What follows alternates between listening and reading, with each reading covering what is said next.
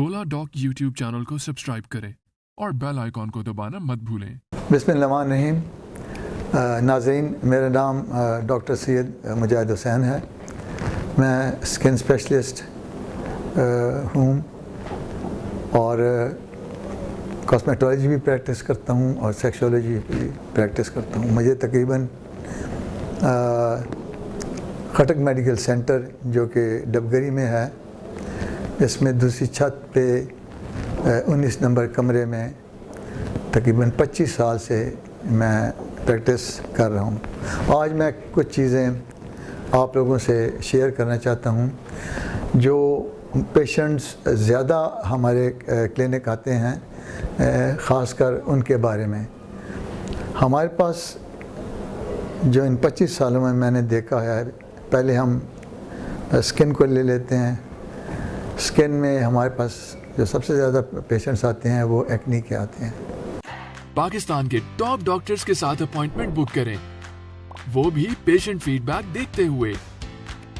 लाखों लोगों की तरह पाकिस्तान के सबसे बड़े डॉक्टर नेटवर्क का फायदा उठाएं और आज ही ओला डॉक ऐप डाउनलोड करें। ओला डॉक, डॉक्टर का अपॉइंटमेंट आसानी से। एक्नी में आपको पता है कि दो टाइप्स की ज़्यादा है हमारे, एक एक्नी वल्गैरिस और दूसरा जो है वो cystic acne. Basically sebaceous gland जो है वो सीबम ज़्यादा प्रोड्यूस करते हैं, जो कि आपके हेयर फॉलिकल्स को ब्लॉक कर देते हैं। बैक्टीरिया उस पर अफेक्ट करता है तो वहाँ पे जो है वो दाना बन जाता है। और अगर हम सिस्टिक एक्नी की तरफ जाते हैं तो वहाँ पे वही दाना जो है वो ज़्यादा बड़ा हो जाता है, यानी कि उसको आप कह लें कि थप्पड़ की तरह बन जाता है और ज़्यादा उसमें तकलीफ़ भी होती है, दर्द भी होता है उसमें सिस्टिक एक्नी में, और पस भी उससे निकलती है। मेरा पेशेंट्स को यही मशवरा होता है कि जल्द से जल्द किसी अच्छे डर्मेटोलॉजिस्ट के पास, स्किन स्पेशलिस्ट के पास जाएं ताकि वो उनका इलाज बर वक्त शुरू कर दे। क्योंकि ये अगर बड़े होते हैं और वो उसको ख़ारिज करते हैं या इसमें ब्लैक हेडेड, वाइट हेडेड कमेडोन्स, इनकी फर्दर और ब्रांचेस भी हैं, तो उसको निकालने की कोशिश करते हैं, जो या तो वहाँ पे एक्नी स्कार छोड़ देता है, पोस्ट एक्नी स्कार उसको कहते हैं, या फिर जो है वो सिंपल पोर्स जो है वो सुराख सा जो है बन जाता है। उनको मैं यही कहता हूँ कि इनको छेड़े ना, इनके साथ खेलें ना। जो है अपने चेहरे को अगर उस पर पसीना आता है तो धोया करें और मेडिकेशन बर वक्त लें, ताकि जो है ये हार्मोनल इम्बैलेंस है, इस पर टाइम लगता है। तकरीबन 13 साल से लेके ये 26 साल के दरमियान तक किसी टाइम पे भी ये एक्नी आ सकती है। चूँकि ये इंट्रोडक्शन है, सेकेंडली में मैं आ जाऊँगा डिफ्यूज़ हेयर लॉस पे। हर 2-3 दिन के बाद आप बाल साफ़ करें, धोएं। कंघी करने से मैं रोकता हूँ, मैं कहता हूँ कि ना ब्रश करें ताकि ज़्यादा ज़ोर ना लगे, क्योंकि उससे सीबम उठता है। जब नीचे कंघी लगती है तो जैसे कि आपने वहाँ पे सेबेशियस ग्लैंड्स देखा, यहाँ पे भी वही है कि सीबम जो है वो कंघी से उठता है, उसके साथ हेयर फॉलिकल्स भी निकल आते हैं। तो मोस्टली हेयर फॉलिकल्स से जो है वो बाल निकलता है। हेयर फॉलिकल्स की 4 स्टेजेस हैं, हम वो एनाटॉमी तो यहाँ पे डिस्कस करेंगे नहीं, लेकिन जो इसका जो रेस्टिंग फेज़ वो केटोजन है। केटोजन में जो है ये रेस्टिंग फेज़ में चले जाता है, तो उसमें अगर आप अच्छी खुराक खाएं और जो है अच्छी दवाई इस्तेमाल करें तो यहाँ पे बाल रुक जाते हैं और नए बाल आने शुरू हो जाते हैं। तो उसमें जो है 3 किस्में हैं। एक एलोपेशिया एरिएटा, जो थोड़ी सी जगह को से बाल चले जाते हैं। एक है एक्नी टोटलिस, जहाँ पे जो है वो एरिया ज़रा बड़ा हो जाता है। और तीसरा जो है वो एक्ने यूनिवर्सैलिस, जिसमें कंप्लीट बॉल्ड या एंड्रोजेनिक उसको एलोपेशिया आप कह सकते हैं, जिसमें पूरे सर से बाल चले जाते हैं।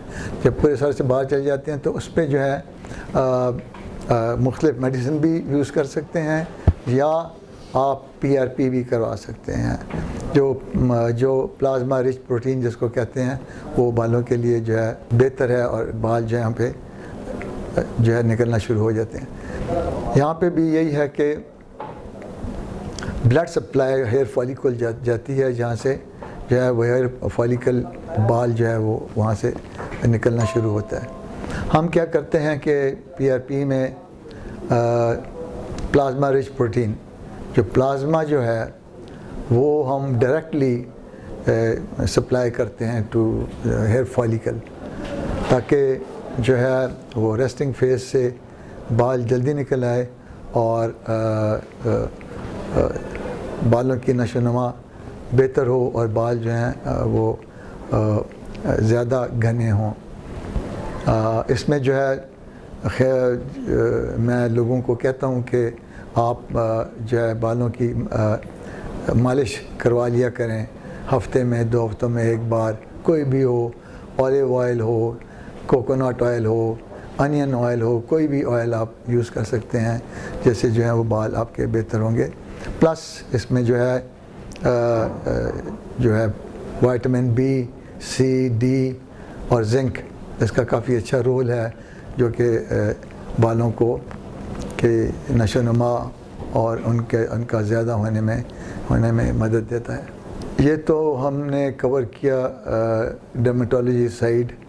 अब हम आते हैं कॉस्मेटोलॉजी की तरफ। कॉस्मेटोलॉजी से पहले आजकल चूँकि सर्दियाँ हैं, मैं एक और बात करना चाहूँगा। स्केबीज़ बहुत कॉमन है, स्कार्कोप्टस स्केबाई, ये कंजस्टेड एरिया की या कंजस्टेड स्कूल्स कॉलेजेस की या ऐसे घर जहाँ पे पूरी फैमिलीज़ रह रही हों, ये उनकी जरासीम कहीं बाहर से कोई बच्चा या कोई भी घर का फ़र्द ले आए तो उसमें ये होता है कि एक से दूसरे को, दूसरे से तीसरे को वो लग जाती है, यहाँ तक कि पूरे घर को स्केबीज़ लग जाती है। स्केबीज़ भी 2 किस्म के हैं। स्कार्कोप्टस स्केबाई जो है एनिमल में भी होता है और जो है वो इंसानों में भी होता है।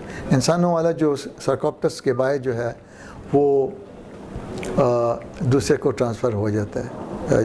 जो ह्यूमन वाला है वो दूसरे को ट्रांसफ़र होता है। जो एनिमल वाला है अगर वो आपको लग जाता है तो वो दूसरे को ट्रांसफ़र नहीं होता, लेकिन जो ह्यूमन टू ह्यूमन है वो ट्रांसफ़र होता है। उसके लिए आजकल यही मौसम है, इसमें रात को ख़ारिश बहुत ज़्यादा होती है, जैसे आपका बदन गर्म होता है या कंबल या जो भी आप जो है ओढ़ते हैं रात को, तो उसकी वजह से जो है ये ख़ारिश ज़्यादा होती है और बहुत तंग करती है।